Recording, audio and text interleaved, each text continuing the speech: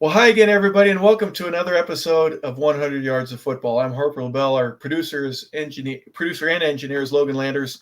Vincent Turner is our co-host and founder of 100 Yards of Football. And Vincent, today we're going to talk about a running back that I think we've been talking about him for a couple of years, right? And Clemson football has been so good over the past decade. Congratulations to Dabo Sweeney, and he just keeps producing great football players. And Phil Mafah is one of them. He wears number 7 for us, but he's a 6'1", 230 pound. He's too big to be a running back, but he's had his chance over the past couple of years to make himself known. And now that he's ready for the NFL draft, I think it's sky's the limit for this young man, Vincent. Very excited that we get to talk about this young man and his great accomplishments, not only at Clemson, but what he may be able to do for an NFL team here in the very near future. Nickname today for Phil Mafah, downhill runner at a high level. I love this running back here, man. He plays the position one way. I'm going to see what I'm going to do. I'm going to hit the hole, and I'm going to bring what I got with me, my 6'1", 240-pound frame. It reminds me of a lot of great running backs that were very physical when they got to that next level.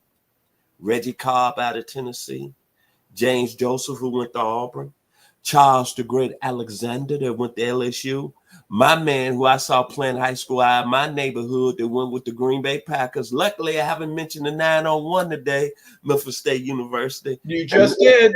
Just did. And Mr. Tim Worley at the University of Georgia, and a guy that played at Clemson, Mr. Kevin Mack. I love this running back, Hawk.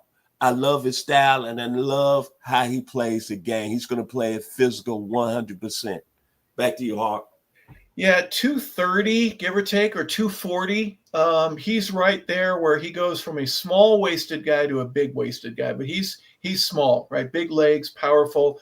Reminds me a little bit of Eric Dickerson because of the height and the way he runs a little bit higher than normal. Dickerson was criticized for years for being a guy that ran too high. His shoulder pad level, especially in between the tackles, it was going to be a problem. And folks in the National Football League were going to take advantage of that. Well, how'd that work out? Okay, we're going to find out how Phil Mafah ends up working with NFL tackles and running in between them in the very near future. He's not going to be a number 1 guy, right? He's probably going to be the 2nd, 3rd, 4th running back that's selected.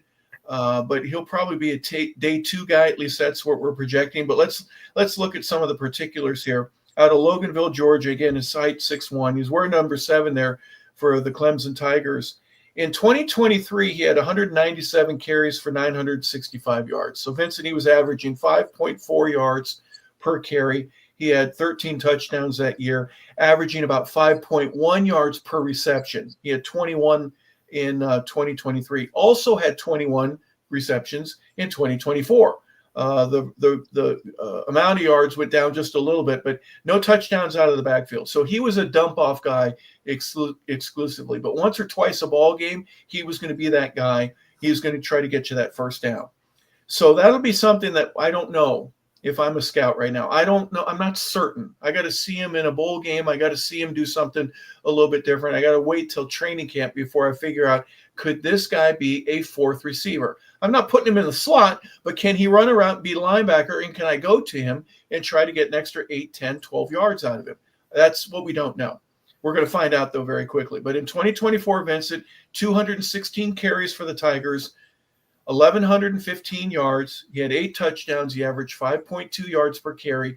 He really became Dabo Sweeney's number 1 guy. And what it proved to most offensive coordinators and player personnel directors in the NFL is that this is a 3-down guy. He can stay on the field for you, and you don't have to worry about taking him out of a ball game.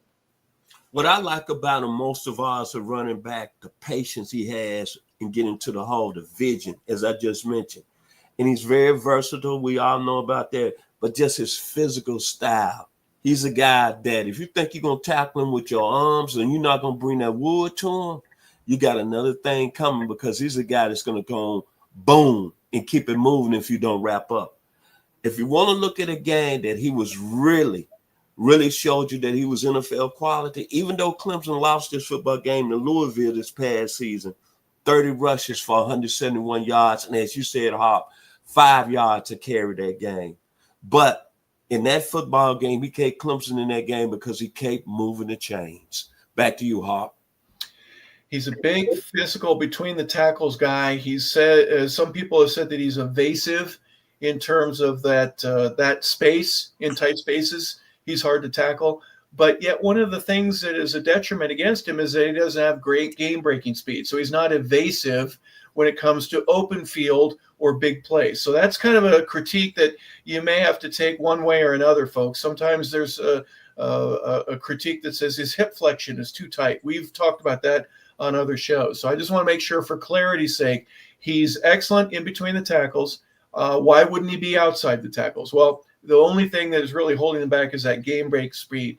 If he's worked on that and he gets a combine speed of a 4.4, 4.3, 4.2, anything, he's going to move up drastically.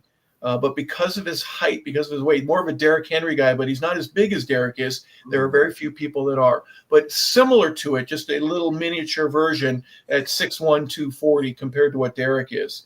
He has good speed. He can make big plays as a big back and keep falling forward and get an extra yard or two. That tends to carry itself out throughout the course of a game, to where now you've got an extra 5, 10, 12 yards that you wouldn't have if you had gone down at the point of contact. And one other thing that I'll say as well, even though we don't know that much about him as a receiver, but the way he touches the ball, especially in the third and fourth quarter, he wears defenses down.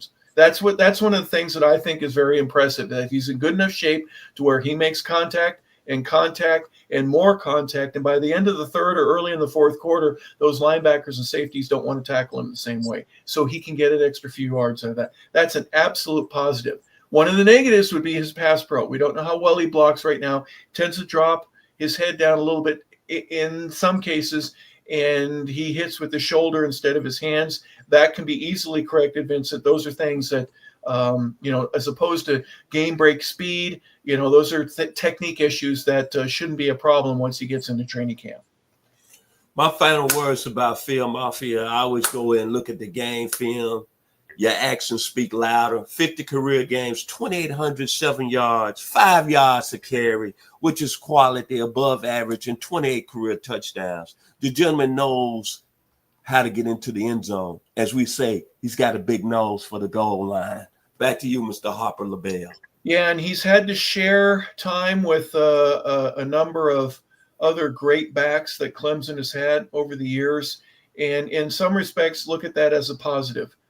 He gets to be in a position where he's being asked to touch the ball a lot. And when you have to share that, there's sometimes that you wonder what kind of teammate you have. I think you're going to get a great one with Phil Mafah.